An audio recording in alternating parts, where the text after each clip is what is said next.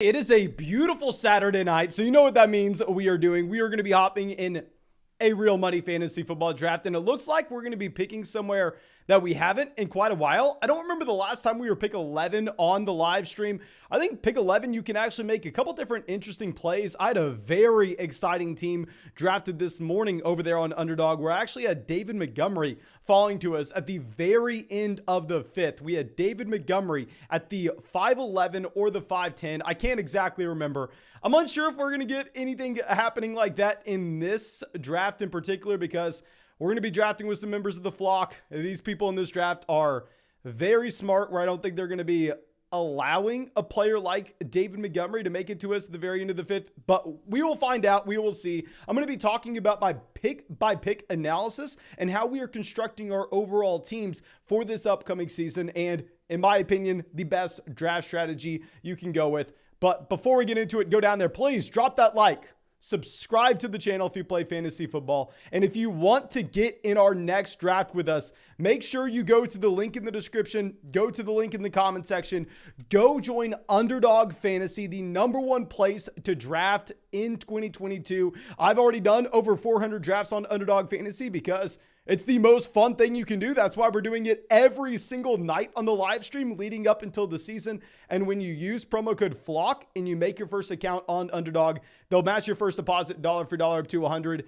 And you are going to get our 2022 fantasy football draft guide. That's 300 pages of quality information and our 2022 rankings. So please take advantage of that.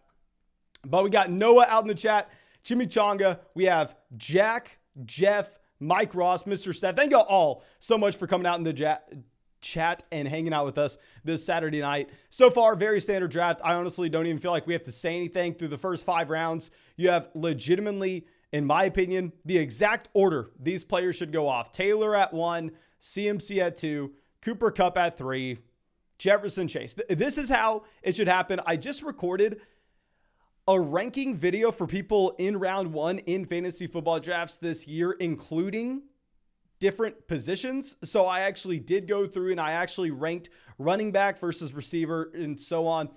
And that's exactly how I have my top 5 down to the player.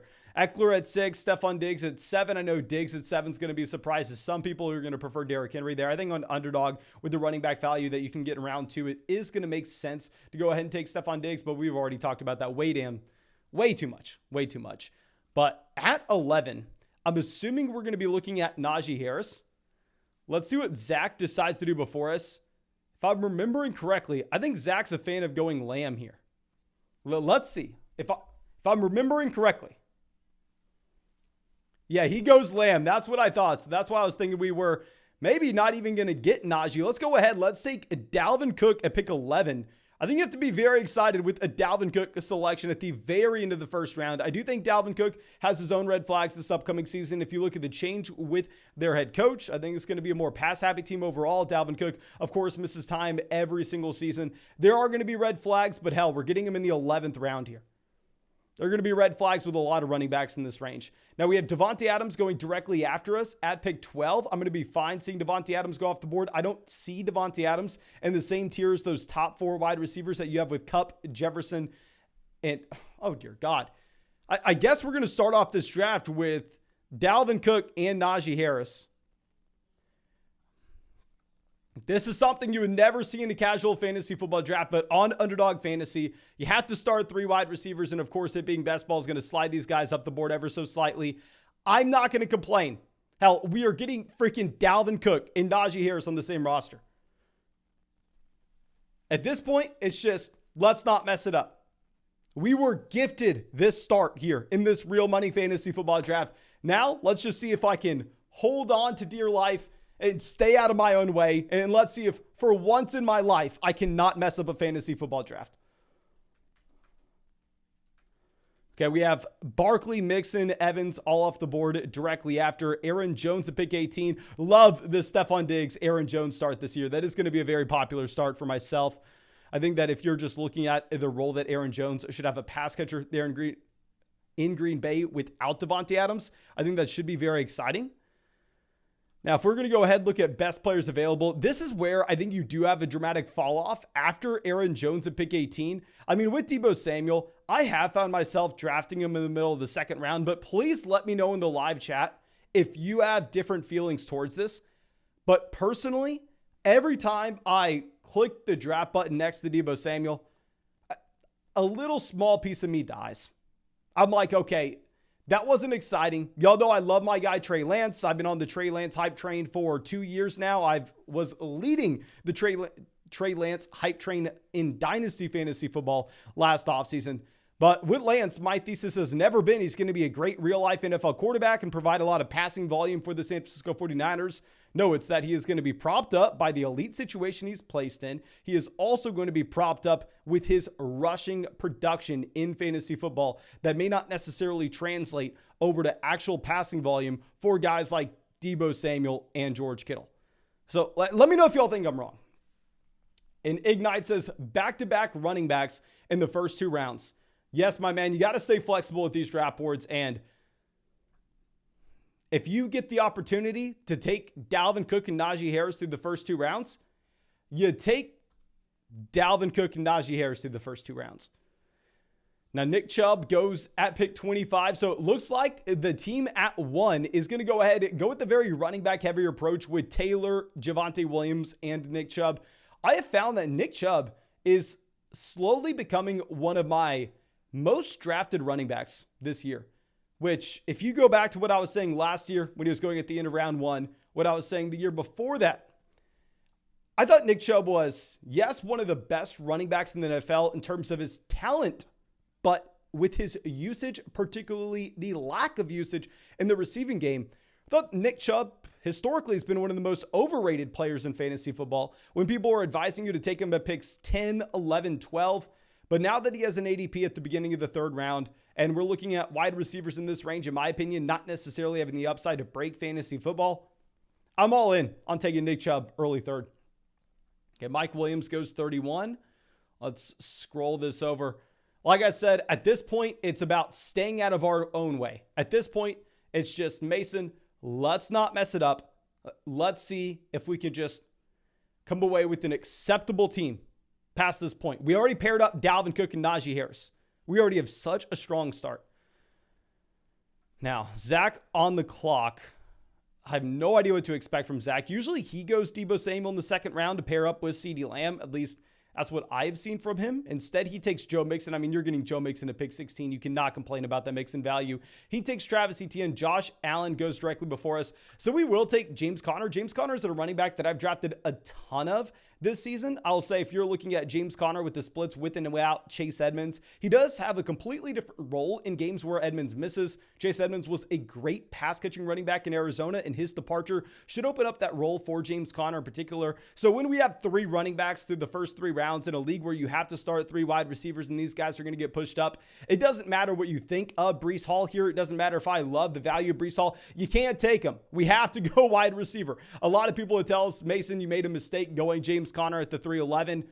Well, I understand some people may feel that way. It is what it is. I will figure it out later on. Let's go ahead. Let's take Terry McLaurin here, pick 38. Y'all know I'm not a Sutton guy. Not going to be taking Sutton here. Not even really going to consider it. Now, Derek coming out says, I'm a little late tonight. Hit that like button. Derek, thank you, my man, for always coming out to these live streams. You know I appreciate you, my dude. Henry says, I can't believe you passed on Courtland Sutton. Yeah, really the only reason I passed on Sutton there, even in the 3rd round, I thought I would take him.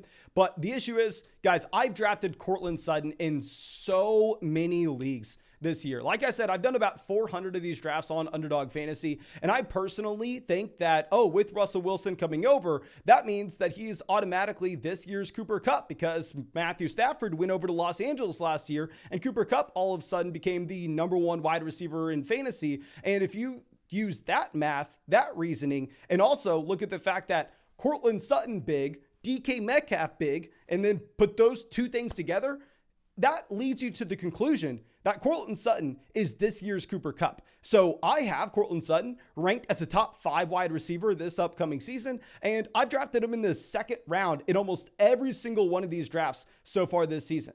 But the issue is, when I'm doing so many of these, at some point I have to say, you know what, Mason, you have too much Courtland Sutton. Let's pump the brakes a little bit. Let's try to take a different player here. But dear God, whenever I can take a 27-year-old wide receiver that's never had a top 24 finish on a points per game basis, you know I get so excited about that. Okay. So we have Breece Hall going pick 45. At this point, y'all know we start with 3 running backs through the first 3 rounds. So we're really not wanting to see these wide receivers off the board. Like to have Allen Robinson going at pick 40 is not a great sign for us if that's how the rest of this draft room is going to be evaluating these wide receivers. Love that Darren Waller value at pick 47. I mean, getting Waller at the 4-5 turn, even with Adams coming over, and obviously Adams having a ridiculous target share in Green Bay. I think you still have to be excited about Waller. I think it's going to be a similar offense to what you have in Cincinnati. While yes, they have multiple top level options, they simply don't disperse the ball past those first 3 guys. In the case of Cincinnati, obviously it's Chase, Higgins, and Boyd. This is off the top of my head. It's in our fantasy football draft guide, but I just made a video on it, I believe yesterday. So please forgive me if I'm 1 or 2 targets off. I'll pull it up as I say this, but I believe all wide receivers in Cincinnati not named Chase, Higgins, and Boyd last year had a combined 27 targets. I'm expecting something very similar in Las Vegas this year in terms of the usage of receivers past those top 3 guys with Davante Adams, Hunter Renfrow, and I am going to include Darren Waller in that group. So despite the target competition, you are getting Darren Waller a lot cheaper this year than where he was going last year. Remember, Darren Waller was a 3rd-round fantasy football selection. And yeah, I actually had that number right. Chase, Higgins, and Boyd had 332 targets last year, and all other receivers in Cincinnati had 27. So I think when you concentrate in offense that much, you are going to be able to find value even if they are top-level options elsewhere. Okay, so Kyler Murray goes to pick 55. I'm not dying to get Kyler. I think at the 5-6 turn, Kyler Murray is very exciting when you decided to take Hollywood Brown a little bit earlier on. I guess maybe you make the argument, oh, Mason, you have James Conner. You can get in correlation to Arizona that way. Still not too excited to do that. I think we really need to be looking receiver here. Now, Amon-Ra St. Brown goes. We're going to go ahead. We're going to take Juju Smith-Schuster. If you look at my rankings, I'm going to have Chris Godwin ranked ahead of Juju Smith-Schuster. The issue is this is going to be a league where we don't have the fantasy football playoffs. You're not incentivized to look for that elite level ceiling in weeks 15, 16, and 17. Instead, you're just trying to score as many points throughout the course of the entire season. It's cumulative scoring. And with Chris Godwin, obviously, he can miss the first 2, 3, 4 weeks. So if that were to happen, Godwin probably is a bad bet here. But when we need wide receivers, when Godwin is the best player available, when I do think he's going to be a top 12 wide receiver on a per game basis when he does play this season, and we're getting him as our wide receiver 3 on this roster, I'm going to be fine with it. We are going to go ahead. We are going to take Chris Godwin here. I think that we can be pretty excited about what we just did at the 5-6 turn, but please let me know what y'all think of this start so far. At running back, Dalvin Cook, Najee Harris, James Conner. At wide receiver, Terry McLaurin, Juju Smith-Schuster, and Chris Godwin. I would have taken Jalen Hurts over Chris Godwin if Jalen Hurts did make it back around to us at pick 62. Usually I'm ecstatic to get Chris Godwin here. Usually I'm jumping up and down because the upside that you would have in your fantasy football playoff stretch for a wide receiver in that offense that's given us the elite level production we've had from Godwin over the past 3 seasons. However, like I said, with this being a little bit of a different format, we have to adjust ever so slightly. And I still think we take Godwin here. I think we're just less excited about it. Okay. So Evan coming out with a donation. Thank you, my man. Says, wish I had underdog fantasy in Hawaii. LOL. Anyway, I hope you and the flock are having a great day. Mahalo. I believe we said that correctly. No, thank you, my man, for supporting the channel all the way out in Hawaii. I don't even know what time it is in Hawaii right now. If I had to take a guess, this is probably just going to be myself being embarrassed on the live stream. But it's about 9 p.m. Central here. Let's say it's... No, it's not 4. Let's say it's about to be 4 p.m. in Hawaii. I'm looking this up. Or Evan, just let us know in the live chat. Let's see how far off I am. What time is it in Hawaii? I'm guessing it's about to be 4 p.m. Maybe it's about to be 5. Owen says, hate the James Conner pick. Please let me know what you hate about that James Conner selection at the 3-4 turn. Like, are you thinking that we should go ahead? We should take Hollywood Brown. We should take Jalen Waddle over him. Now, you know, you don't have to convince me to go ahead, take our guy, Jalen Waddle. But I think that if we're looking at Conner at the 311, it is pretty good value. Evan says, yep, it's about to be 4. God dang. God, y'all see this gene? You think this big head just holds fantasy football statistics all day. You think I just walk around that? I'm also thinking about time zones, guys. Give me some props on that one. Okay, but we have some more wide receivers off the board. At this point, we have our 3 guys. We have McLaurin, we have Juju, we have Godwin. I don't think we're panicking at wide receiver anymore. In terms of tight ends that we could be looking at, I guess maybe pick 86. We could be going with the TJ Hawkinson. With quarterbacks, maybe we could look at Brady, stacking him up with Godwin. Of course, we're not going to be interested in Carson Wentz until the very last round. Patrick Mahomes already off the board with Juju Smith-Schuster. So we don't have too many stacking options with our wide receivers so far through this draft. But Lance goes to pick 75, 2 picks behind Burrow. Like I said, historically speaking, I've been the leader, and I repeat, the leader of the Trey Lance fan club. But now it's hard for me to get there. So Drake London, Russell Wilson off the board in the middle. Oh, dear God. Hopefully Allen Lazard goes. Tony Pollard will remain there. Why are we getting these trash reports? Like, why does that matter? Owen says, just think Connor last year boomed off an abnormal amount of touchdowns. Completely agree with you. You are going to have James Conner with some touchdown regression. Like, let's go through. Let's look at this James Conner profile from this past season. We wrote about this in our draft guide. James Conner was a top 12 running back last year. James Conner last year, with no Chase Edmonds, through 5 games, he averaged 23 fantasy points per game in games where Chase Edmonds missed. So all of a sudden, if you're looking at James Conner and try to extrapolate that out, if James Conner were to average 23 fantasy points per game through the course of the entire season, James Conner would not be drafted at the end of the 3rd round. No, James Conner would be the running back 1 in fantasy. That's where you'd be going. Off the top of my head, I do not think Jonathan Taylor got to 23 fantasy points per game last year. Now, of course, I'm not projecting that to be the case for James Conner this upcoming season. He will see serious touchdown regression. I think he'll have less red zone opportunities overall. I think at the same time, Kyler Murray will go back to being a little bit closer to what he was in 2020 in terms of his actual rushing touchdown production and vulture some of those rushing touchdowns away from James Conner. But still, I think Conner has some serious room to regress in the touchdown category. And with the expanded role in the receiving game with no Chase Edmonds, I still think that he could provide low-end running back 1 value. And at pick 35, I'm going to be completely fine with that. Okay, let's go ahead. Let's look at our running backs. At the top, Dalvin, Harris, James Conner. We're going to go ahead. We're going to take 2 wide receivers on the turn here. I don't love Renfro.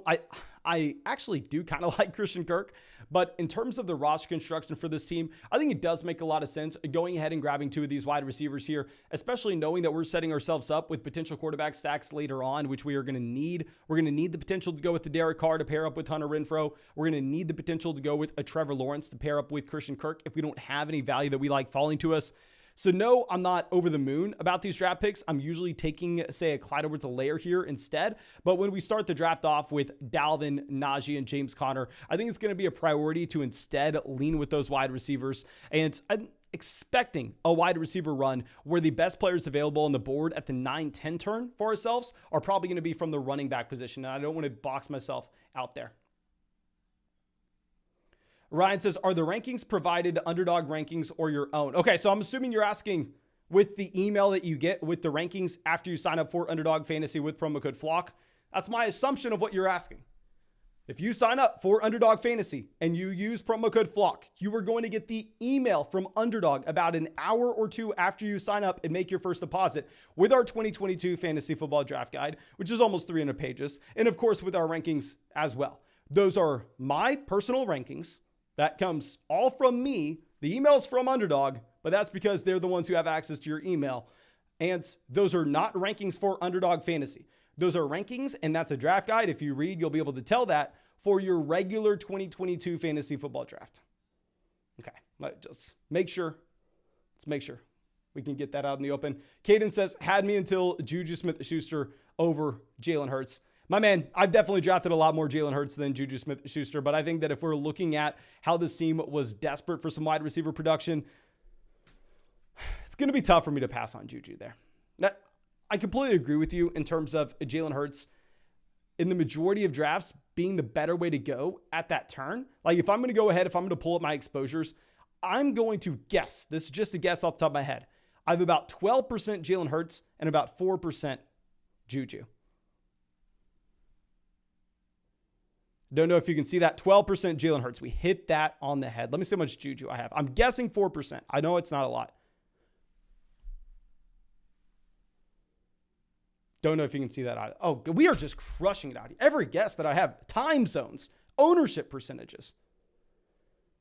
So in the majority of drafts, I agree with you. We are going to go with Jalen Hurts over Juju Smith-Schuster. However, with this construction in particular, I think we have to go ahead. I think we do have to take Juju over Hurts. Mr. Steph says, Mason, how much are your private drafts? It's just going to depend. Like if we get 250 likes in this live stream, we'll fire up another draft after this one. And I'll just ask y'all, do y'all want to do a $3 draft, a $5 draft, a $10 draft? And once we get to that point, if we hit 250 likes, which I'm assuming we will, we do it every single night, then you tell me what you want to do. That's what we'll do because, of course, all these drafts are going to involve the people from the live stream in them. Lock it off the board. What was the report with Claypool? Okay, so he missed practice. Looks like it's not going to be a big deal. No report with Claypool. Zach on the clock. Let's see what he decides to do. It'd be interesting if we get Stafford falling to us. I really like the value of Stafford overall here at pick 107. I think if you're looking at Stafford's range of outcomes versus like a Tom Brady, a Dak Prescott, they're not too far off. However, obviously, we weren't going to have any potential stacks with Stafford. Let's take Claypool. We already have Dalvin. We have Najee. We have James Conner. I don't see what taking one of these tight ends here actually accomplishes for us because I think if we take, say, a Zach Ertz, we're still going to have to draft 3 tight ends regardless. So I'm going to feel comfortable letting Zach Ertz go.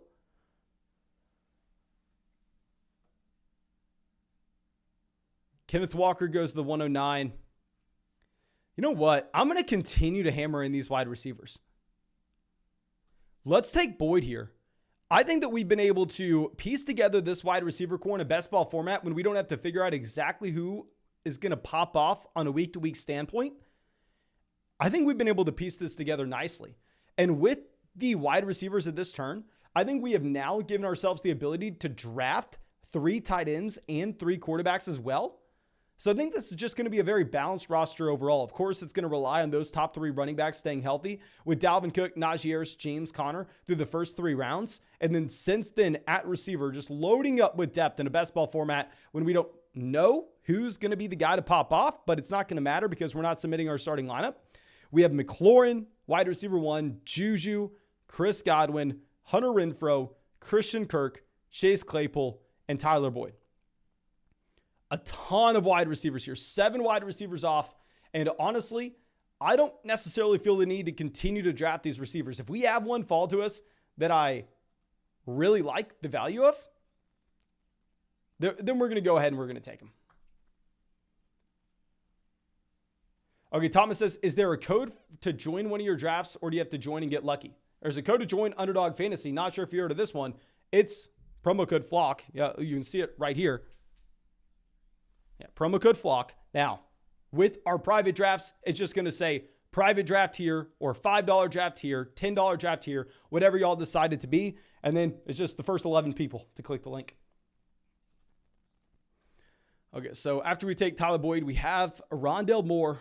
At this point, just get these receivers off. Get these wide receivers off. I think at the turn coming up, we're probably going to end up looking towards the tight end position based on how my drafts have been going as of late. But Mecole Hardman goes pick 120. Good. It looks like the wide receiver position's drying up slightly. I mean, if we're looking at, say, the best 12 players available according to ADP, Kenny Golladay, Jacoby Myers, Michael Gallup, the only receivers. Interesting that Tolbert now has an ADP of 136 and Gallup has an ADP of 130. Tolbert is creeping in on Michael Gallup here. Obviously, Gallup has the injury. Gallup should miss the beginning portion of the season, tore his ACL in week 17. But at the same time, the Cowboys paid the man. The Cowboys, who had the team doctors actually out there evaluating his injury, they decided to give Amari Cooper away for peanuts, essentially just to get Amari Cooper's contract off the books so they could go ahead and they could pay Michael Gallup. Adam coming out says, should I trade Amon-Ra St. Brown and Nick Chubb for DeAndre Hopkins and Chase? Let me know which Chase you're referring to. When I have Patterson, Ingram, and Elijah Mitchell. I also have Hollywood Brown, CeeDee Lamb, Treylon Burks, and Juju Smith-Schuster. If you're talking about Jamar Chase, hell yes. I think Jamar Chase is in a completely different tier than Nick Chubb. Amon-Ra St. Brown, DeAndre Hopkins, not too far away from each other whenever we already have that wide receiver depth. If we're talking about Chase Claypool, no. We're not doing that. Okay. So Cole Kmet off the board. Let's go ahead. Let's find out where we're going after this. Like I said, I think we're probably going to be taking tight end. See what Josh decides to do. He has 2 quarterbacks, 3 running backs. He goes Jacoby Myers. So we're going to go ahead. We're going to take Pat Freiermuth. Pat Freiermuth has missed the past few days of practice. Not a big deal at all. Sounds like Pat Freiermuth is still going to be good to go. We're getting some correlation in here with this Pittsburgh Steelers passing offense with Chase Claypool and Pat Freiermuth. I think we're getting Freiermuth at a fine price point. And Mike's Lattery on the clock. They decide to go Jalen Tolbert, 132. Tua Tagovailoa directly after. So yeah, we are going to go ahead. We're going to get Mike Gesicki as another tight end here. Exactly what we thought. I really like the tight ends in this range of the draft with Freiermuth, with Gesicki. I think we're getting him at a fine value, and I don't think we're passing up on too many top-end receivers to do so. Let's go ahead. Let's scroll this down. And when we have those top 3 running backs, I'm really not going to be looking at running back anytime soon. I think we are good to go. Okay. Psynock Movement says, another terrible pick. My man, I got great news for you. Oh my gosh, I have the best news for you you may ever hear. If you are that much better of a drafter than I am, I'm out here putting my money on the line every single night in these real money fantasy football drafts. You can go join Underdog Fantasy, use promo code FLOCK, get my rankings and my analysis, use that against me. Obviously, you're not going to follow it. I'm a clown. Don't worry about that. You don't need to follow it, but you can use that against me and you can crush me in these drafts. And when you use promo code FLOCK, when you sign up for Underdog Fantasy as well, they're going to match your deposit dollar for dollar to $100. So you're getting paid to do it. You're getting paid to come out here and crush me in these drafts, my man. Okay, so we have Dameon Pierce, 138. James Robinson sneaking his way up to 136 by Zach. I do think Robinson is going to be a mover as we get closer to the season, just based on the fact that, hell, if he's healthy, this is a running back that should see a role on a week-to-week basis. I really like Travis Etienne, but at the same time, we're not necessarily looking at Travis Etienne as Dalvin Cook. We're not looking at him as Derrick Henry. He's not going to command every single touch in the backfield. It is going to be a pseudo committee there in Jacksonville. We like Etienne because he's the guy that obviously has the red zone role. That has the passing down role and can potentially have the red zone role. We thought it was a lock before Robinson. Why can't I talk? Before James Robinson avoided the PUP. Now that James Robinson avoided the PUP, I'm not as excited. I'm not as optimistic. But still, I think it's going to be fine.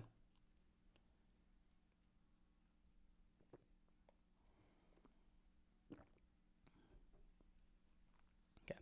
So we have Trevor Lawrence, pick 144. Lawrence would have been someone that obviously he makes it to us at pick 155 when we don't have a quarterback yet and we do have Christian Kirk on the same roster. We would have gone ahead. We would have taken to Trevor Lawrence, pick 155. Highly unlikely that he makes it there. 144 seems about right in line with where he usually does go. Now, in terms of players that we're going to be looking at past this point, we still need quarterbacks. The quarterbacks that could be potentially intriguing. It kind of has seemed like we've gone all in on this Pittsburgh Steelers offense.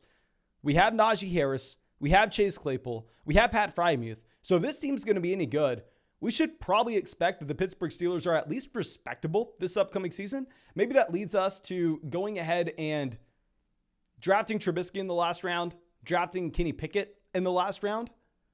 So I don't think we have to reach on some of these quarterbacks. If we're looking at quarterbacks that are going to be available here at the turn, you have Winston, Matt Ryan, Daniel Jones.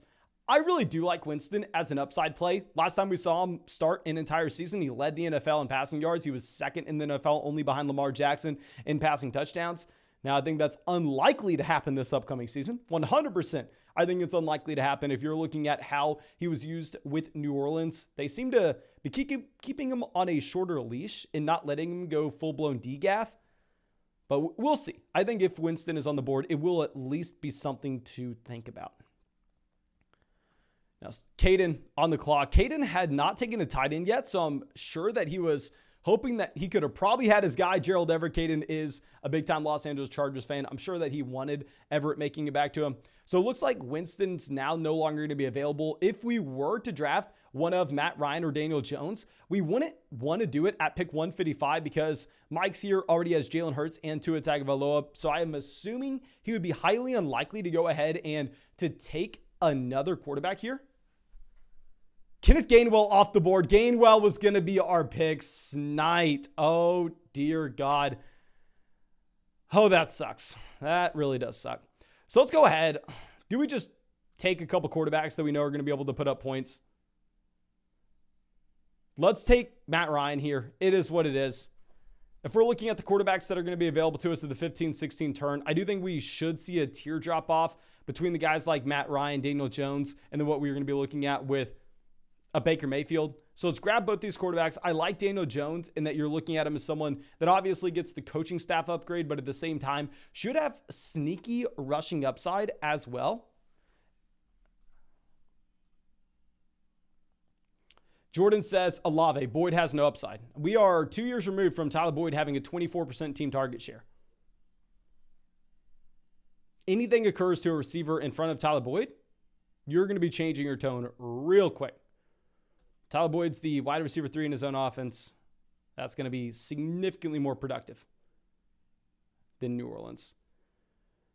And I would argue Chris Olave is probably going to be the third option in the receiving game as well, behind Michael Thomas, behind Dalvin Kamara, in an offense that's going to be significantly less productive in general. MCP says, Mason had a draft today where Travis Kelce went at pick 1.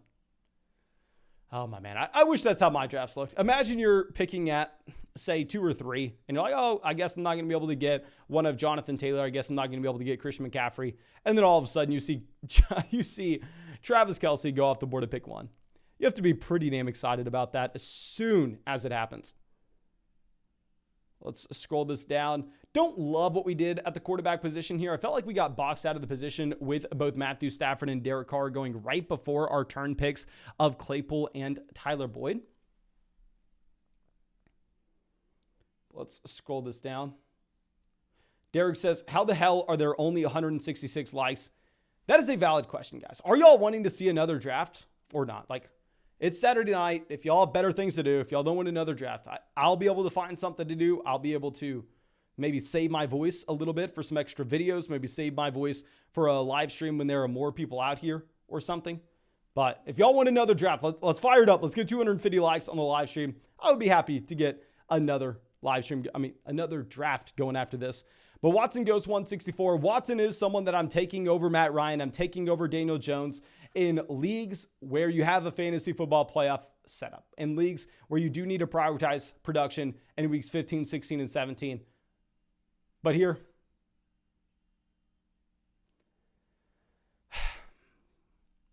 like I said, it's cumulative scoring. If Watson were to be suspended for 6 weeks, Daniel Jones outscores him. And it's very boring. That's why I do want another puppy draft to come around. I think, rumor is, I cannot confirm this. I'm not important enough to confirm this. But rumor is, based on the people in the live chat, we are going to get another puppy draft on Underdog Fantasy on August 1st, which that would be very excited in that format.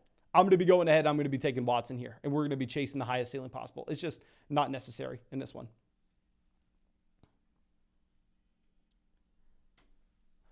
Okay. So Corey Davis goes 171.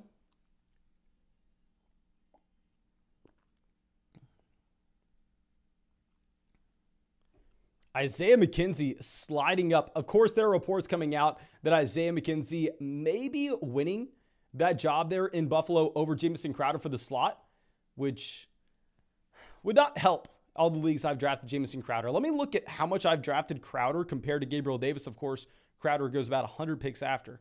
I have 7% Crowder and 2% Gabriel Davis. I have no Gabriel Davis whatsoever. Wan'Dale Robinson going at 173. Past this point, like I said, I think at quarterback we can wait a long time. Like, even if we pass on quarterback here and we whiff on everybody else coming on the way back around, we can still end up getting Trubisky. And I think Trubisky fits this team quite well. So we're going to have our 15, 16, 17, 18. Okay, so I think we're going to bring in 2 more running backs, 1 more quarterback, and 1 more tight end. I think that's the plan for now. We definitely need another quarterback. In my opinion, we definitely need another tight end as well.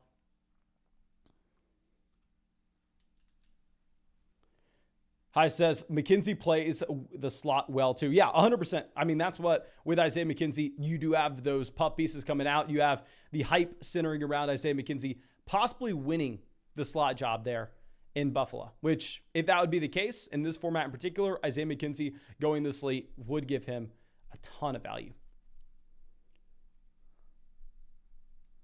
Let's see what happens. I think I have a plan. I don't know if the plan's a good one, but a plan is better than no plan.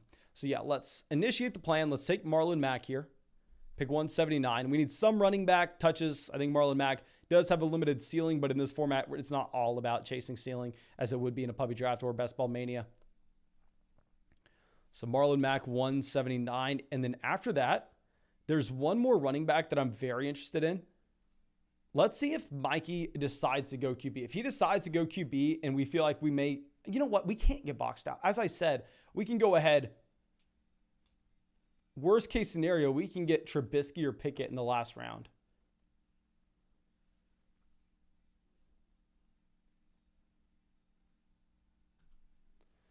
Okay, so Austin Hooper goes 171. There is the report coming out that is saying Brian Robinson Jr. may end up getting goal line work. Is that the direction we want to take this? You know what? We're not going to take a quarterback here. We'll take J.D. McKissic. We're going to pass on QB because even worst case scenario, like we don't get one of the Pittsburgh guys, we can still get Carson Wentz. We have Terry McLaurin in this roster, so a Carson Wentz selection is going to be completely fine, especially if we go ahead, we grab J.D. McKissic here, building in some more pass-catching upside with that Washington football offense. So let's go ahead. Let's decide to pass on quarterback. We're going to be able to get one in the next round or the last. So let's see what happens. Free Me says, could Khalil Shakir get the slot spot in Buffalo? It would be exciting. He actually was an interesting prospect, a very similar prospect, in my opinion, to Jalen Tolbert. These guys that were hyper-productive at very small schools and very small offenses, they just completely dominated. The difference is Tolbert gets some better draft capital. They both land in pretty good situations with a lot of targets available. The difference is also you're looking at Gallup missing the beginning portion of the season, so Tolbert should have an easier path to actually have a week 1 role. I like the call of Shakir. Historically speaking, though, those small school guys that stay all 4 years and don't come into the NFL until 22 years old, and they go on day 3 of the draft, it's very hard to find those players that actually work out. Okay, so Paul says, Mason, if Taysom Hill throws a touchdown, does that count as points for him? Yes, my dude. Yes, obviously Taysom Hill is listed as a tight end, but if any tight end has a passing touchdown, if Travis Kelce goes back there in a wildcat and he throws a passing touchdown at Patrick Mahomes, even though it's probably not going to happen, Travis Kelce gets those passing touchdown points. Same thing would happen with Taysom Hill. So if you think there's an outside chance Taysom Hill takes snaps as the starting quarterback for the New Orleans Saints this upcoming year, Taysom Hill is probably the best 18th round selection you are ever going to have. Now, I will say at the same time, I don't know how likely that is. It would be a lot more likely if they decided not to go ahead and bring in a Mr. Andy Dalton. Bringing in Andy Dalton is going to severely limit, in my opinion, the upside that you can actually find from Taysom Hill and the possibility that he is the starting quarterback. But guys, let me remind everyone, if we get 30 more likes in the live stream, we will go ahead and fire up another draft after this one. So if you want to see another draft on the live stream, go down there, smash that like button, support the stream. If you don't want to see another stream, don't worry about it. Not an issue. We will be live tomorrow night. It's just up to y'all if you want another draft or not. So let's take either Trubisky or Pickett at pick 205 or 206. I apologize. Whenever we're going to be back up on the clock again, we're not going to have to make that selection here, however. Chris Evans goes 201. I would have loved having Carson Wentz make it to us at the end of the 17th. It does happen a lot of these drafts where Carson Wentz is a 17th, 18th round selection. Clearly it doesn't happen here, which sucks for us, but it is what it is. We can move on. And I don't hate the idea of taking Bray. We're not going to do it. Instead, we're going to go ahead. We're going to take, you know what? I'm going to take Brevin Jordan here just so we have the option. We have Marlon Mack on this team as well. I'm going to give you all the option. Who do you want? Do you want Davis Mills, Mitchell Trubisky, or Kenny Pickett? Spam the chat right now. Who do you want? Mills, Trubisky, or Kenny Pickett? We're going to follow y'all. This is a team that's built around the Pittsburgh Steelers. We took Najee Harris in the second round. We took Claypool at pick 107. We took Pat Freiermuth at pick 131. But the issue is, if we're only going to get half a season from one of Trubisky versus Pickett, and we may get the entire year from Davis Mills, we do have some backdoor stacking options with the Houston Texans. Okay, but let's read this chat. Mills, it looks like the majority of people are wanting Mills. Yeah, looks like most people are wanting Davis Mills. We will go ahead. We will take Davis Mills. Not excited about it. I think it was a very good draft outside of the quarterback position. I think we honestly got boxed out of quarterback. Cheeky Hobson says this was the worst draft of his fantasy flock career. Let's go ahead. Let's check out what Cheeky Hobson did. Eckler, Debo, Pitts, Akers. The first 5 rounds look very standard. A couple of these players aren't personally my guys, but it's not like it's anything out of the ordinary from where you would expect them to be selected. You're getting Elijah Moore in the 6th. Russell Wilson in the 7th is intriguing in that you don't have any other Denver Broncos players. I guess, yeah, you're going to go ahead. You're going to take Tim Patrick here in the 10th round. Burks at 91 is going to be a little bit rich compared to where he usually goes in these. I would say I'm definitely going to take Hawkinson over Treylon Burks, even if you already took Kyle Pitts a little bit earlier on. Isaiah Spiller, 126, is a player that's been rising rapidly. Nyheim Hines, 139. I'm fine with the Hines pick. I think Hines makes a lot more sense in this format where you need points in weeks 1, 2, and 3 over someone like Jameson Williams. Then Albert O did double stack there with Russell Wilson. Albert O at a fine value as well. I really like that Albert O selection. Nico Collins, obviously, should have a decent role in Houston this upcoming season with everything that's happened. Jamal Williams, I think the team's fine, my man. I don't like the Odell Beckham Jr. selection at all, to be completely honest. I don't like the Odell pick. Adam coming out says, reports of Kyle Rudolph could possibly take the starting job. I've not drafted Rudolph in a single league, even since he's been signed with the Tampa Bay Buccaneers. I can't buy in to Kyle Rudolph. I simply don't see access to the ceiling. Like, the clear difference between Kyle Rudolph joining this team late and a Rob Gronkowski joining this team late is Rob Gronkowski was arguably the best tight end of all time. I know people are going to hate me for saying that. Oh, Tony Gonzalez. Oh, blah, blah, blah. I'm saying at their peak, Rob Gronkowski was one of the best tight ends of all time.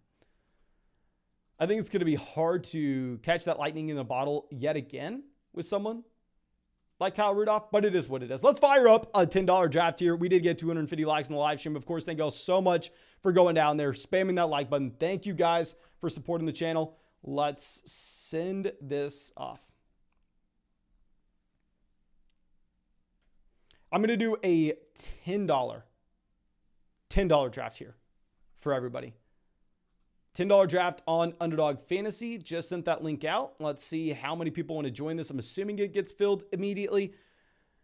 Yeah, so there we go. This is filled. And I apologize if you are new to trying to get in drafts on the live stream and you went to click the $10 draft link and you had to set up your account. You are way too late. That is something you should have done weeks ago, months ago, a year ago. We've been drafting on Underdog Fantasy every single night for pretty much over a year now because it's the most fun thing you could ever do. And if you want to get in our next draft, we do these every single night, multiple drafts in the live stream every single night. Make sure you go down there to the link in the description, the link in the live chat. Go join Underdog Fantasy right now. Use promo code FLOCK when you sign up to join Underdog Fantasy so you can get into drafts with us. You get a 100% deposit match up to $100. You get our 2022 fantasy football rankings, our 2022 fantasy football draft guide, and you support this channel. So please make sure you take advantage of that.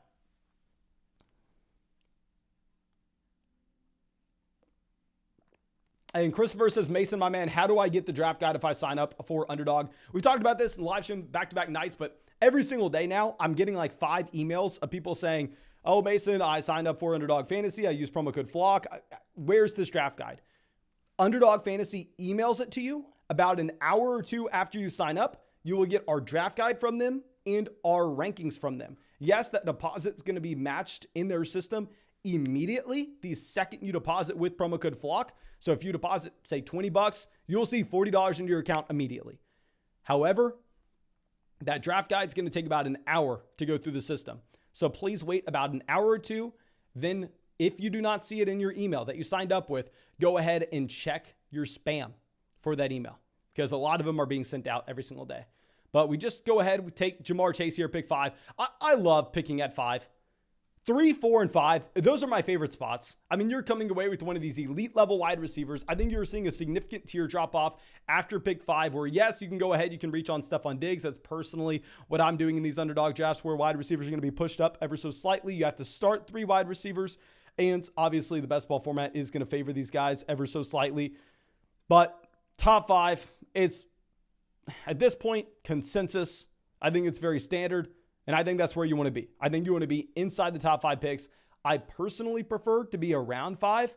Now, it's awkward once you get to the second round. I'm not in love with guys like Deebo Samuel. If that's the player that falls to you, I would much prefer to have someone like an Aaron Jones making it back, but that's not too likely since a lot of people are now onto Aaron Jones and the role that he should have in the receiving game for Green Bay with no Devontae Adams. But we talk about that every single live stream. I just could not be more excited. Okay, Adam says he was talking about Mason Rudolph taking the start in Pittsburgh. Guys, I would bet almost any amount of money to my name that Mason Rudolph, even though he has an elite name, even though Mason Rudolph, his parents were definitely thinking correctly when they decided to give him that beautiful name. He is not going to be the starting quarterback for the Pittsburgh Steelers. There's no shot. Think about the actions that this team has taken. Let's not look at beat reports. Let's not look at what's coming out of training camp. Let's instead look at the fact that they gave Mitchell Trubisky $15 million this offseason to immediately come in and be the starting quarterback. And then if that wasn't enough, if you thought that they had any faith in Mason Rudolph whatsoever, they drafted the man in 2018. If you thought they had, maybe 2019, I apologize. I know James Washington, obviously from that same Oklahoma State offense, was drafted in 2018. Maybe Mason Rudolph was 2019. I think they were in the same draft class. But regardless, he's been in the building for years. If they had any confidence in him whatsoever, you think that signing a starting quarterback in Trubisky would be enough, but it wasn't. They go out of their way and they feel the need to then freaking invest a first-round pick into Kenny Pickett. He has no shot to be the starting quarterback in Pittsburgh. Derek says, I feel like we are always drafted next to each other. Yes, sir. It's tough life. Interesting to see you take Tyreek Hill pick 21. Let me know if y'all saw the Tyreek Hill interview where he was talking about how fast Jalen Waddle was. My takeaway from that, which, I mean, I guess I just haven't seen a video of Tyreek Hill in about 6 months with no sleeves on. It's like, dear God, what kind of drugs is Tyreek Hill on? How does a human being look like that, man? Like, oh dear God. We have a question coming out. I believe we talk about this in every single live stream. Definitely Danica says, what's your highest drafted player so far? Okay, real quick, if y'all don't know, if you draft on Underdog Fantasy and say you've done like 10 drafts or more and you want to go ahead and you want to look at your ownership percentages, I've already done over 400 drafts. So I can go ahead, I can pull this up. My number 1 drafted player, Patrick Mahomes. My number 2 drafted player, Michael Thomas. Number 3, Josh Jacobs. I feel like a straight up fish whenever I'm talking about my most drafted player being Patrick Mahomes. Of course, it's not something that's fun to admit out loud, because if anybody's ever new to playing fantasy football, they're like, oh yeah, I guess we take the best quarterback. That's how you win, right?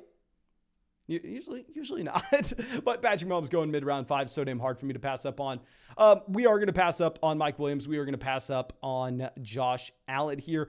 I really like mid-third round Josh Allen. However, with this build in particular, I do think that we want to have the option to go round 5 Lamar Jackson. I think we want to have the option to decide to go round 7 Joe Burrow. And I feel like if we go ahead and we take Josh Allen here, I'm not going to be too excited to do it. I'm very interested to know why PB Bros decides to go ahead and take Mike Williams over Josh Allen. I feel like if you take Stephon Diggs at 6, Josh Allen, in my opinion, is almost an auto pick in the 3rd round. Whenever I take Stephon Diggs, round 1, I'm 100% of drafts taking Josh Allen. With our build in particular, I think I do prefer a wide receiver with this pick. If it wasn't for the fact that this is cumulative scoring and it's just who can score the most points in weeks 1, 2, 3, 4, 5, 6, all the way up to 17, and you don't have the fantasy football playoffs, I would go Alvin Kamara here. However, we don't have the fantasy football playoffs. You don't need to back half your production. You don't need to have that elite level ceiling for weeks 15 and 16 and 17. So I'm less interested in taking an Alvin Kamara in the 3rd as you would be in a regular fantasy football draft. Sam says, Gus Edwards, 42%. I got to hear this explanation on Gus Edwards. I personally would see it if it were for one thing not happening. The Baltimore Ravens attempting to sign Melvin Gordon earlier this offseason, and then going ahead and signing Mike Davis, in my opinion, is going to severely cap the upside that you may find from Gus Edwards. Gus Edwards has been a running back that makes Damian Harris look like an elite pass-catching running back. Gus Edwards makes Damian Harris looks like he is Christian McCaffrey catching the football. Gus Edwards has absolutely no passing down role whatsoever, and he's at best the running back 2 in his offense. Now, if Dobbins went down, of course, Edwards, his role may change. He may pick up some extra carries, but he's not a pass catcher. He's never going to play on 3rd downs. They brought in Mike Davis to play on 3rd downs. So in my opinion, I am not going to be going overboard drafting Gus Edwards this year. I understand the floor play. It's hard for me to get there with the ceiling, though. I don't see how it's in the range of outcomes for Gus Edwards to ever really be even a top 20 running back, if I'm going to be honest. Okay, so we have Terry McLaurin, Hollywood Brown. Clayton says, hey, Mason, what's good? I got a question. My friends and I are bidding for picks, and I was wondering what picks are your favorite and which ones I should bid for. Personally, I'm going to go in after 5, 4, 3. I think if you can get 1 or 2 at the same price or maybe slightly more expensive, you take them. I'd imagine that your friends are really going to be trying to go and get pick 1, pick 2. So if we can get the discount on pick 5, 4, or 3 and get a Cooper Kupp, Justin Jefferson, or Jamar Chase, that's where I'm going to be going. Okay, Jalen Waddle goes 41. Okay, so it looks like a lot of these wide receivers are off the board already. I'm personally not going to be interested in the Gabriel Davis. So we get, in my opinion, best case scenario, we get Breece Hall making it to us. I think Breece Hall, pick 44, with this team where we don't have a running back through the first 3 rounds, is going to be a great value in that if we go ahead and we look at the prospect profile for Breece Hall, he was a hyper-productive workhorse running back at Iowa State. Then he goes to the NFL Combine and demolishes. Very similar to what you had with Jonathan Taylor in 2020. You already had the production profile. You already had the workhorse role that you love to see. But the question was, exactly how athletic was he going to be? Now, with Taylor, we knew that he was an elite level athlete. We didn't know that he was one of the better running back athletes of all time. With Breece Hall, we had no idea. We had no idea. A lot of people thought he was going to be David Montgomery. And he came out, he was big, he was fast, hyper athletic. A workhorse, athletic, passing down running back is exactly what we look for with an elite ceiling in fantasy football. It's not a great offense. I'm not a believer in the Jets. We've been talking about all offseason. I think that Zach Wilson's not a good quarterback. Pains me to say it because I love Garrett Wilson. I love Breece Hall, and I like Elijah Moore. But pick 44 is going to be solid. Okay, so Jerry Jeudy goes 47, Allen Robinson 46. At this point, we're really hoping we get Lamar Jackson at pick 53. I'm not going to sit here and cry, however, if a team decides to take Lamar Jackson before us, because personally, if I was picking at the beginning of the 5th, I would go Lamar Jackson regardless if I had Mark Andrews or not. So like I said, we can't sit here and cry. We can't kick and cry if Lamar goes off the board. Like, yeah, Lamar goes to the 412. Looking at the players available, personally, I probably would have taken Lamar Jackson as well. So we wanted him to pair up with Mark Andrews. Just wasn't going to be possible here. Cynic says Lamar was terrible last year. 16 touchdowns. My man, you are just a clown, aren't you? Do you know anything? Let's go ahead. Let's look up Lamar Jackson on a points per game basis. What the hell are you talking about, my friend? Lamar Jackson last year was the quarterback 7 on a points per game basis. How is that horrible? What? Be objective. Yeah, that is being objective. He was the quarterback 7 on a points per game basis. He left the game early due to injury. I have no idea what you're talking about, my man. We're going to go ahead. We're going to take Cooks here. I think with the volume that he should have, especially, sadly, with no John Mechie this upcoming season, he is now a wide receiver that I am going to be fine drafting in the middle of the 5th. Even if I didn't love it before, I'm still going to be taking Patrick Mahomes over him. If it were not for us taking Mark Andrews in round 2, I would have gone ahead. I would have decided to take George Kittle here in round 5. If this was, say, a best ball mania draft, if this was a puppy draft where we needed to have possibly a unique roster combination and that elite level ceiling for the very end of the season, I'm still fine going George Kittle and pairing up with Mark Andrews. But this draft isn't going to be about chasing the highest ceiling possible. It doesn't matter if we have a unique roster. It's just about scoring the most amount of points weeks 1 through 17.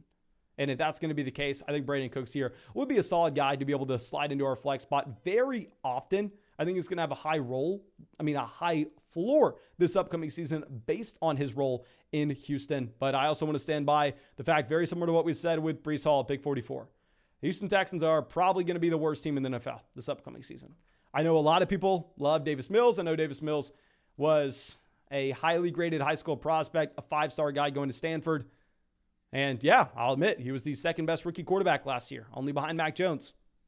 But just because the other rookie quarterbacks were horrendous, and I repeat, horrendous with Zach Wilson and Trevor Lawrence. We can blame it on Urban Meyer, of course, but it doesn't necessarily mean Davis Mills is good. Las Vegas currently has the Houston Texans as the worst team in the NFL. I want to stand by the fact that I think Davis Mills is a bad NFL quarterback.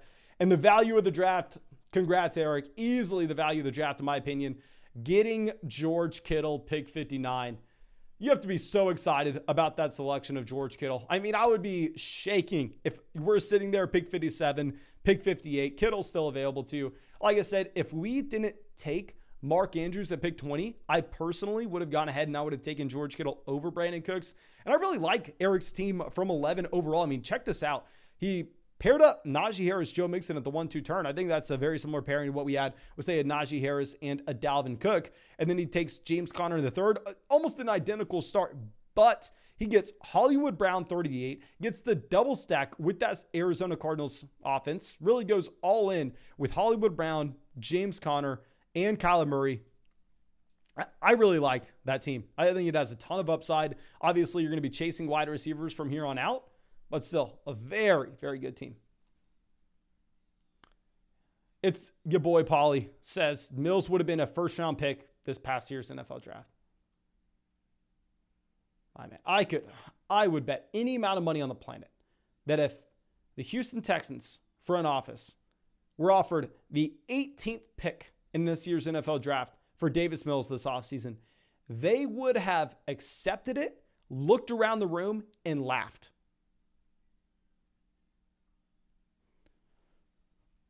Please do not think, I understand there is a lot of hype for Davis Mills. I admitted he was the second best rookie quarterback last year.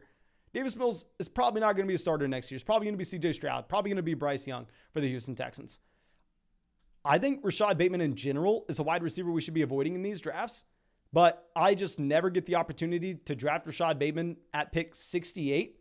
Like if I go ahead and if I look at my ADP, if I look at my exposures to Rashad Bateman based on his ADP, I very rarely ever draft him. I only have 4% Rashad Bateman, but come on, guys, it's pick 68. If you look at my draft guide, yes, I'm going to have Michael Thomas ranked ahead of Rashad Bateman, but Michael Thomas in a lot of these drafts, now I guess he doesn't go to the 8th round, like where we were drafting him just a couple weeks ago. But Rashad Bateman has an ADP of 54. So if we're getting him at 68, we want another wide receiver. I feel like no matter who we take here, it's going to be a receiver. So might as well take Bateman in this draft. And then that way in the next one, we don't have to take him in the 5th. Steven says, my first draft live, it's not easy. I'm at the 109. Let's go ahead And let's look at Steven at the 109, Doc Steve, Dalvin Cook, Mike Evans, Etienne. I am personally going to be taking James Conner over Travis Etienne. I mean, I think you could make the argument if James Robinson ended up on the PUP, then all of a sudden, yeah, Travis Etienne's locked into that red zone role. Travis Etienne is DeAndre Swift. He is Aaron Jones. He is Alvin Kamara. He's getting every high value touch in his backfield with every target as well as every touch in the red zone. But if James Robinson's going to make that speedy recovery, I guess this is where modern medicine is. If James Robinson's going to be good to go at the beginning of the season, there's the outside chance that James Robinson does have the red zone role in Jacksonville. So personally, I think you have to take Sutton, but that's just me. And we are going to get Joe Burrow here. This is why we decided to go ahead and we decided to pass on Josh Allen in round 3, because we looked at what we had available to us. We said, you know what? It makes a lot of sense when we take Jamar Chase round 1 to possibly just wait until round 7, see if we can get Joe Burrow. Of course, we were hoping that we could end up getting Lamar Jackson round 5 instead of Brandon Cooks as well, but that didn't work out. So it is what it is, but I think that this is a very solid start so far, a start that has a ton of upside. We have, in my opinion, a running back that can become a top 10 option despite his offense. I think running backs are going to have an easier time overcoming a lack of offensive efficiency if they can just get there based off volume with Breece Hall. I think we have very strong receivers: Chase, DJ Moore, Brandon Cooks, Rashad Bateman. We have an elite level tight end with Mark Andrews. We have a pretty solid quarterback with Joe Burrow, and we're getting it stacked up with Jamar Chase at 5 as well. So I personally really like this team. Okay, so let's scroll this down. Derek says, so are we going to do another draft or no? How about this? We've had about 2,300 views on the live stream. What is, let's call it 18% of 2,300. This live stream will probably have 3,000 views by the time this draft is over. 414. This live stream gets 414 likes. That is 18% of people watching it. Enjoy it and hit the like button. We will fire up another one. But now you have Eric. Eric has a beautiful team. I think the DeAndre Hopkins selection is less appealing in this league that doesn't have the fantasy football playoffs, as we've already discussed. But you're already all in on that Arizona Cardinals offense. Getting DeAndre Hopkins falling to you at pick 83 as your wide receiver 2. Look at how exciting that team is. Not only is he going all in on that Arizona Cardinals offense, but he is so committed to the stack that he is willing to go ahead and take a former Arizona Cardinal in the next round just for the hell of it. So committed to the stack. He's taking Christian Kirk just for the locker room chemistry in his fantasy football league. Now, it's probably going to be a little bit awkward, but they'll get over it. That's a great team. Great team. Now, Tony Pollard falling as I think he should be. If we're going to be honest, Tony Pollard's a running back that I've not drafted really at all. Remember, you had Tony Pollard being drafted before Clyde Edwards-Helaire by like 10 picks, according to ADP, literally just 2 weeks ago. So I have a lot of Clyde Edwards-Helaire as of late, not much Pollard. I understand the upside play with Tony Pollard. Like if you were to fall to us at 92, possibly we take him.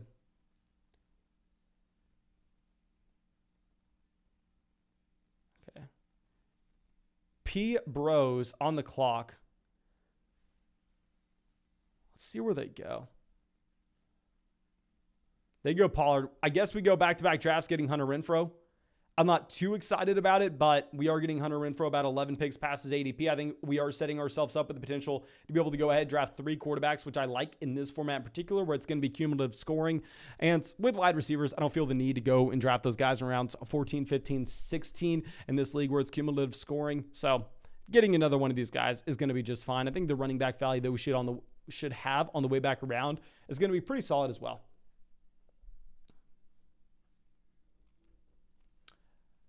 We have someone in the chat, sorry I did not see your name, says, I hate this late RB start. Wide receiver is always so deep. Oh my man, you must be new here. The wide receiver depth is going to dry up quickly. I want to argue that you still have running backs available that can finish inside the top 10. I am not going to be that surprised if Chase Edmonds is a top 10 running back this upcoming season. I'm not going to be surprised if James Cook is a top 10 running back the last month of the season this year. Now, if you were to tell me that Robert Woods is a top 10 wide receiver, I'm going to be very surprised. And so on past this.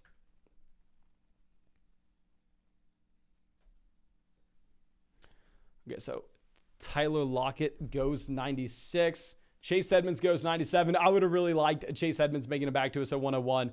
I'm not a massive fan of the running backs here, if I'm going to be completely honest. I almost want to be fine just going ahead and taking a tight end. Now, the thing is, I really want Tyler Boyd on the way back around in the 10th round to get the double stack with Joe Burrow. So Dallas Goedert goes 98. Goddard would have been in play for us. Sky Moore is not too appealing here. I think the reason that you have Sky Moore being drafted in the 9th round a lot is because of those Patrick Mahomes teams. And trust me, when I take Patrick Mahomes in the 5th round, I am going to be looking at Sky Moore in the 9th. But when we don't take Mahomes, I'm not going to be nearly as interested in a Sky Moore.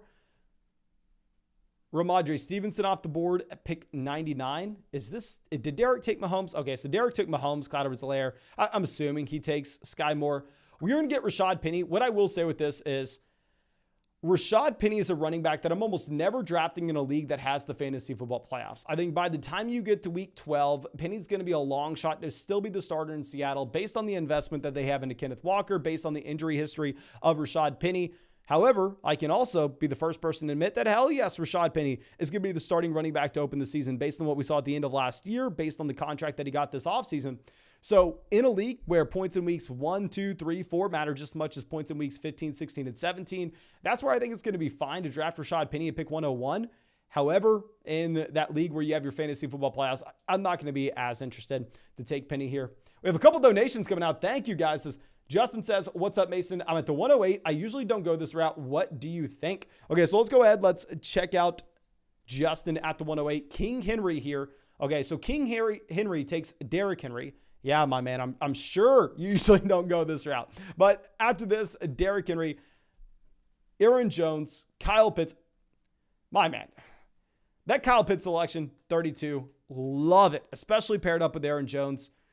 Henry at 8, I'm also going to be fine with. I mean, once Diggs is off the board, who else are you going to go? It's really just your preference between these running backs. Jalen Waddle, pick 41, is one of my favorite values in this entire draft. Godwin at 56. I personally would prefer this, going back to what we were discussing with Rashad Penny, if it was a different format where we are trying to back half our production for the fantasy football playoffs. But if Godwin were to miss the first, just say 3 weeks of the season, I think honestly we can use that as a tiebreaker and say we probably prefer going Metcalf here in a vacuum. I like Kittle. The issue, however, is you decided to take Kyle Pitts at pick 32, so of course it's going to be a little bit more difficult. Darnell Mooney, 65, great pick with Darnell Mooney. Brady, pick 80. This one's a little bit more interesting. I would say I probably lean Trey Lance here over Tom Brady, considering the fact that you did not... Actually, no, you took Godwin. Never mind. Ignore that. Yes, I agree with Brady. Gage at 89 feels a little bit early, but you're getting the double stack with Brady. Robert Woods, my man, I love that team. Okay. So let's move this down. Christian Watson at 112. We're fine with tight ends off the board. We have Mark Andrews. It's not going to hurt us too much to see Dawson Knox and these guys off. If Derek Carr were to make it back to us at 116, we took Hunter Renfrow. We will definitely draft Derek Carr. I'd be fine with Melvin Gordon. I'd be fine with Cordell Patterson. I mean, even if we get Garrett Wilson, we could go ahead and we can look to set up the stack with Zach Wilson and Breece Hall later on. We can go all in on that New York Jets offense, as gross as that sounds. P-Bros on the clock. Do they have anybody from Las Vegas? They don't. They took Herbert to pair up with Mike Williams a little bit earlier on. Let's see if they decide to go Derek Carr.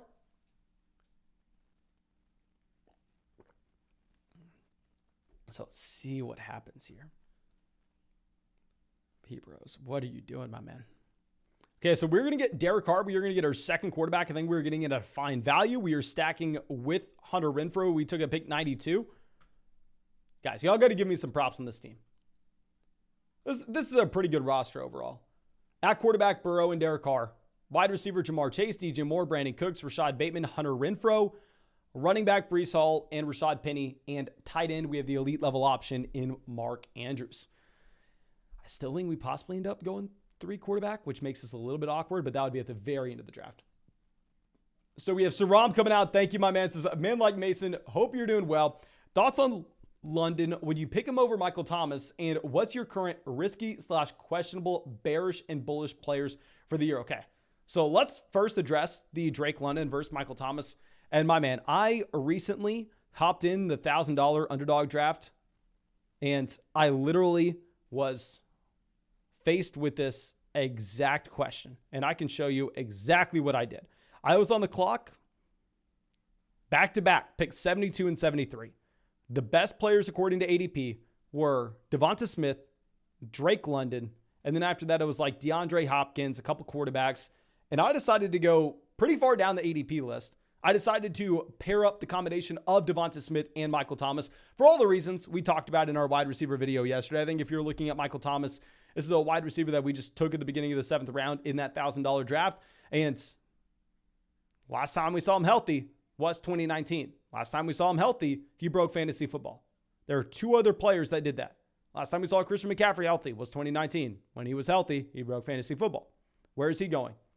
As the running back 2. He's going at pick 2. You can say the same thing about Saquon Barkley. He's going in the 2nd round. I think the opportunity cost for Michael Thomas is pushed down far enough where, yes, there are red flags. Yes, there are concerns. Probably won't be the same exact NFL record-breaking receiver he was beforehand, but he's still going to be probably pretty damn good. And what's your current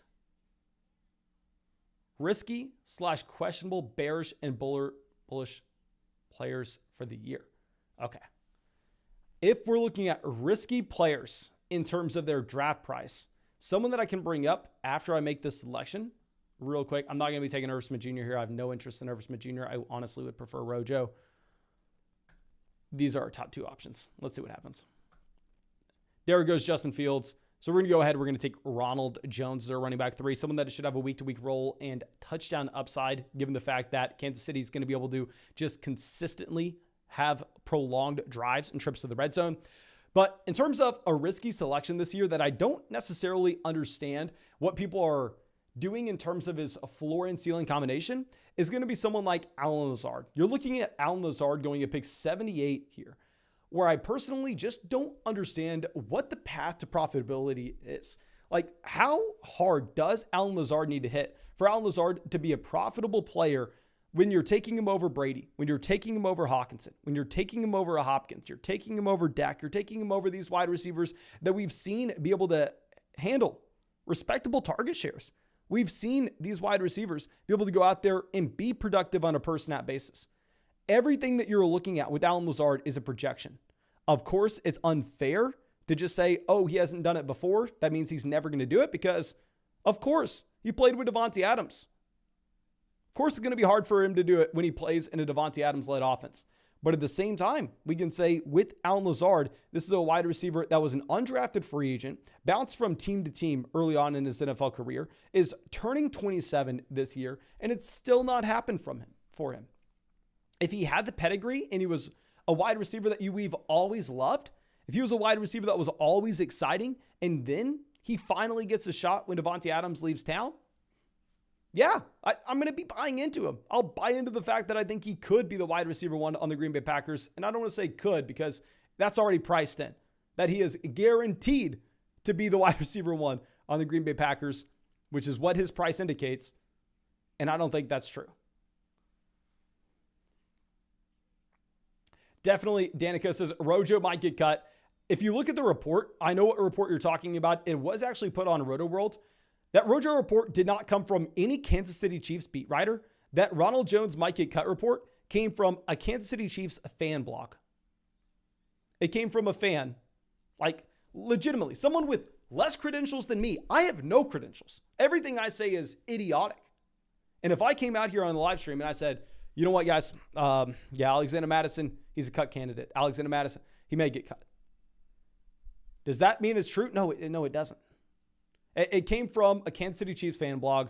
That report that Rojo may get cut, not really valid. Now I'll say Ronald Jones doesn't have a ton of guaranteed money. If they wanted to cut him, they probably could. But it's equivalent to me coming out here and saying, oh, Alexander Mattison may get cut. Where's your proof? Who did you talk to? Where are you drawing this conclusion from? I know what report you're talking about. That's why I do want to address it. T. Co says Rojo is low-key bad. 100%. Ronald Jones is a bad running back. Clyde Edwards-Helaire is a bad running back. Jerick McKinnon's a bad running back. Every running back in Kansas City is going to be bad. But at the end of the day, the situation matters more for running back than actual talent, in my opinion. Situation and opportunity. Okay, so let's see what we are going to be getting here at pick 140. Dameon Pierce off the board, thank God. I was going to take Darrell Henderson over Dameon Pierce regardless. I really like Darrell Henderson, that you're getting another running back that should have a small role on a week-to-week basis in one of the NFL's best offenses, playing behind a running back that clearly is having lingering effects from his torn Achilles, that if all of a sudden another significant injury occurs, Darrell Henderson's the starting running back for the Los Angeles Rams. You have no Sonny Michel there to split the backfield. They did draft Kyron Williams out of Notre Dame, a small, undersized, unathletic running back that broke his foot early on in camp. Yes, he should be good to go by the time the season comes around. However, at the same time, if you're a third-round draft pick that's undersized and slow, are you really going to be trusted to be on third down to protect Matthew Stafford? Probably not. So I think Darrell Henderson actually has more upside this year if there were to be an injury to Cam Akers. I really like the Darrell Henderson selection.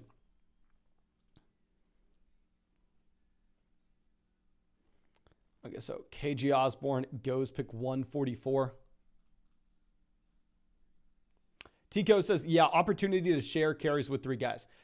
What y'all need to understand is when we draft here in July, of course we want to pretend that we know everything that's going to happen. We want to pretend that, okay, everything that we wrote down on this piece of paper, everything that we projected, everything that we mapped out, yes, this is what happens. There are 3 guys in this backfield that's going to split. There's volatility in fantasy football. There's so much randomness that we need to be prepared for. That is what honestly makes fantasy football so fun. Because if you look at just median projections, and that's the only thing you care about, you are going to be a losing fantasy football player. You need to not look at what you mapped out and think that's for sure going to happen. You need to look at the range of outcomes. And it's in the range of outcomes for Ronald Jones to have 180 carries in the NFL's best offense. Ronald Jones, 2 years ago, was the top 24 running back in fantasy football. Pick 125. I'm going to be fine with that. Okay. So after this, who do we even want? We're going to go ahead. We're going to take Robbie Anderson. I think we still need some wide receiver targets. Robbie Anderson is going to be cheap. Wide receiver targets, of course, not too excited. Off the top of my head, I believe Robbie Anderson had 110 targets last year. Now, of course, that's going to be skewed ever so slightly because with Robbie Anderson, you had no Christian McCaffrey last year. Terrace Marshall wasn't used at all. I can guarantee you, or at least say it's very unlikely that Robbie Anderson gets to 110 targets yet again this upcoming season. But if it was guaranteed that Robbie was going to see 110 targets, I'll tell you right now, he would be going ahead of a lot of these other wide receivers, especially if you look at the fact that Sam Darnold was the worst quarterback in the NFL last year from an adjusted yards per pass attempt standpoint. Darnold was the worst, not the second worst, not a bottom 5, the worst quarterback in the NFL from an adjusted yards per pass attempt standpoint. So if we get Baker Mayfield to be a below average NFL starter, if he's the 10th worst quarterback in the NFL, that's a significant improvement. The passing efficiency should be significantly up in Carolina compared to where it was a year ago. I'll be fine. Robbie Anderson, 149. Nick says Kansas City might be a top 10 offense this year if they're lucky.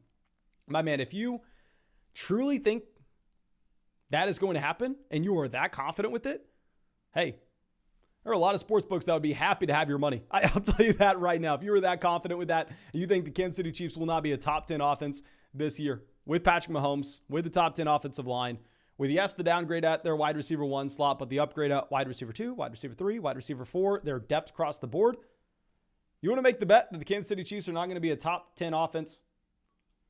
My man, you can go hammer in some Chiefs unders because they're currently being projected as top 5 offense.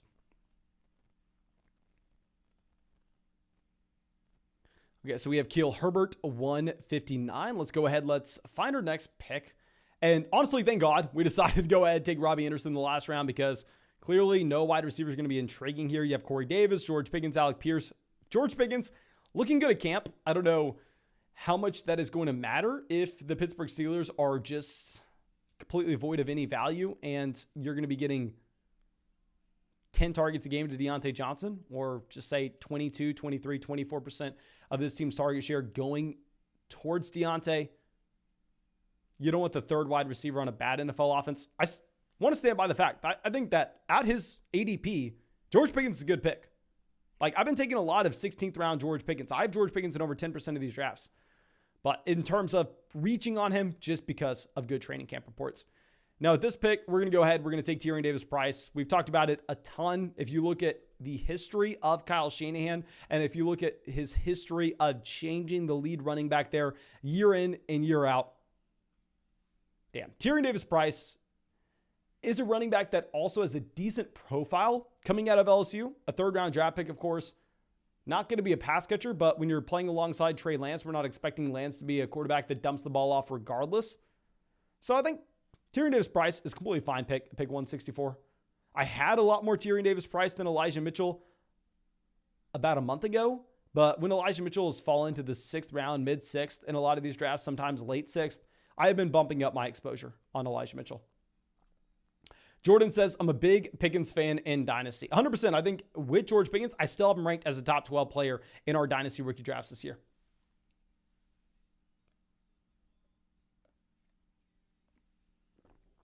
Okay, so Noah Fant, 169. So it looks like we have a lot of tight ends coming off the board.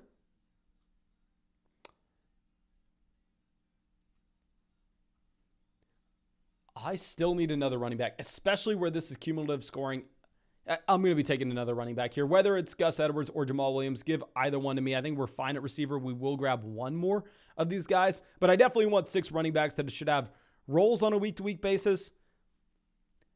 I know we were talking crap on Gus Edwards earlier this live stream, but Edwards with an ADP of 160. We're getting him here at 173. I think this is the perfect format to be taking him in terms of not a league with fantasy football playoffs. Cumulative scoring, weeks 1 through 17, who can put up the most points. I think Gus Edwards can provide us some spot starts clearly on a team that needs them when we have a horrible running back core here with Breece Hall, Rashad Penny, Ronald Jones, Darrell Henderson, Tyrion Davis-Price, and Gus Edwards. Now, I think we're elite at quarterback. I think we're elite at tight end. I think we're elite at wide receiver. I think we're elite across the board, except the running back position. We're trying to plug and play a couple of these guys. Hopefully, Breece Hall breaks out. If that happens, I think this is going to be a very good team.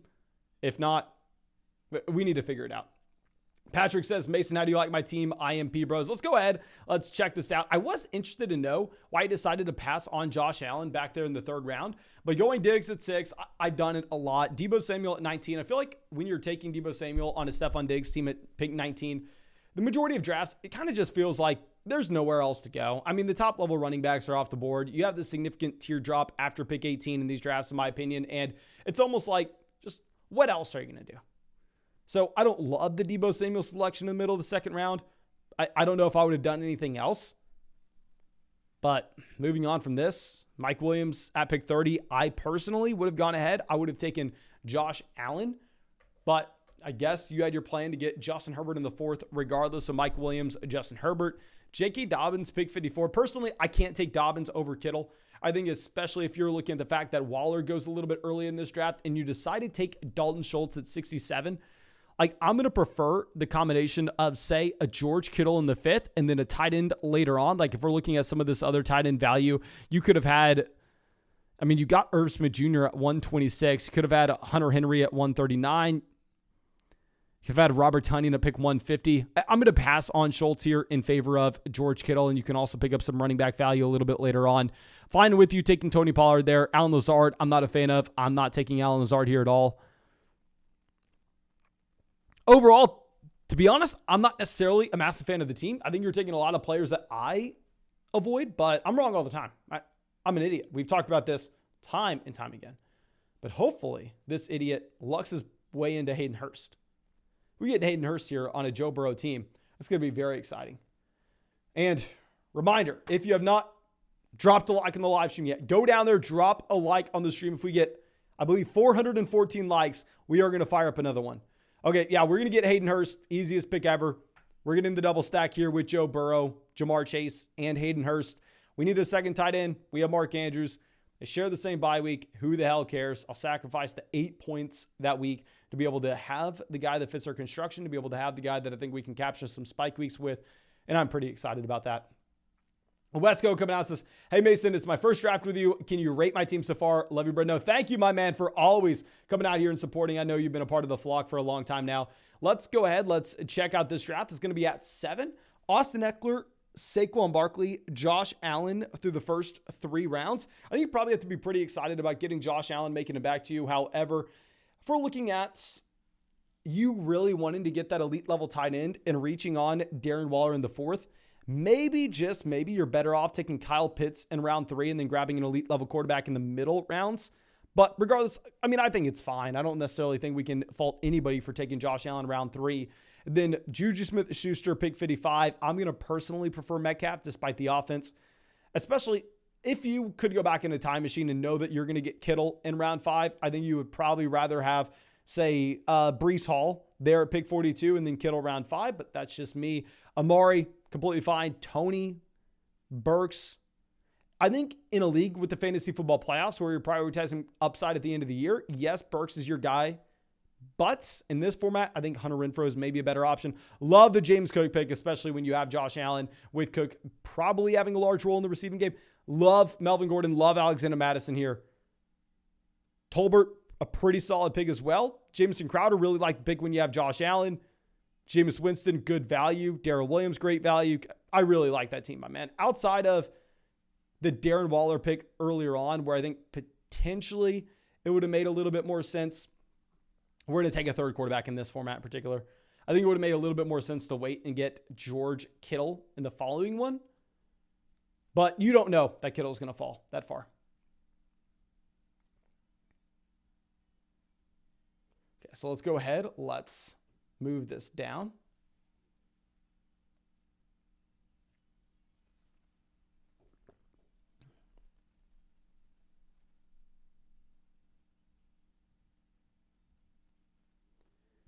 Okay, let me know what you think I did wrong in this draft. Personally, I actually really like our draft.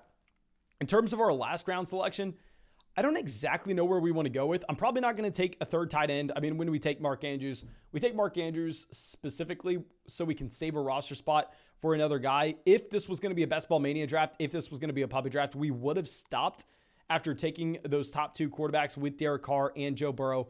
But Jared Goff should put up enough points where I think it makes a lot of sense. I mean, if we're looking at Romeo Dubs, whatever you want to call him, Will Fuller versus Jared Goff. Jared Goff is going to contribute more points to our starting lineup through the course of a 17-week season, especially if we have an injury to one of those 2 QBs. Dominic says, Mason, I drafted from the 101. Can you please check out my team? I would be happy to check out your team, my man. Okay, so this is going to be a team that obviously starts with Taylor, Higgins, A.J. Brown at the 2-3 turn. I think if you're looking at that 2-3 turn, it's just one of the most awkward spots to draft from. I would say if you're wanting to grab another running back early-ish, you probably made a mistake passing on Leonard Fournette in favor of A.J. Brown. Like, if we're looking at the wide receivers that are available to you instead of Josh Jacobs, like, I personally would prefer the combination of Leonard Fournette and a Brandon Cooks versus A.J. Brown and Josh Jacobs, but that's just going to be me. So I think that we probably go ahead, take Fournette at the 2-3 turn instead of having to reach on Josh Jacobs in round 5, even though Jacobs is one of my most drafted running backs this year. But we get Josh Jacobs in the middle of the 6th round, not here at pick 49. If he was going to 49, he would not be one of my most drafted players. I'll tell you that for sure. Then we have Antonio Gibson, 72. With Gibson, I've actually seen him falling a lot. I've taken Gibson this morning at the end of the 7th round based on the reports that he could lose goal line work to Brian Robinson. London, 73, completely fine with the London selection. Then moving on, Tyler Lockett, 96. Chase Edmonds, 97. I really like the Edmonds pick. Frymuth, 120. Nyheim Hines, 121. Personally, I think this is going to be a little bit early on Nyheim Hines. I understand you have Jonathan Taylor. Maybe you want to build in some correlation there, but I can't get behind it. Real quick, I need to take a wide receiver, definitely. David Bell would be an easy pick to take if it wasn't for the broken foot. But with the broken foot, I think it's going to be hard to take David Bell. Let's go ahead. Do we want to just... What's the report on Bryan Edwards? Leaves practice early. Okay, good. Okay, we're going to take James Washington. We're just going to get a quarterback that can... a wide receiver that may have a random spike week. But it looks like we are probably not going to get another draft going. But I'm sorry. Maybe I misspoke with David Bell and the broken foot. David Bell with the foot injury, missing time. But anyway, I appreciate all of y'all for spending your Saturday night with me. I'm going to continue to live draft every single night until the season kicks off. Then we'll do live Q&As every single night beyond that. So don't you worry. We'll be live every single day pretty much for the next 200 days. So make sure you're subscribed. Make sure you drop a like in this live stream. And if you want to get in our next draft, make sure you go sign up for Underdog Fantasy. Use promo code FLOCK so you get our rankings, our draft guide, and a 100% deposit match. And yeah, I'll send a link out in the chat if y'all want to join our free fantasy football group chat. If you don't want to, it's whatever. It's just a free group chat. You don't need an email. You don't need a credit card. You just type your little nickname in, whatever you want to be called. Type in your real name. Up to you. Just whatever you want to be called in the group chat. And then you are in. That can be found in the description of the video. And I'll also send it out in the live stream for everybody. But thank you guys. I appreciate y'all. And I hope you have a great night.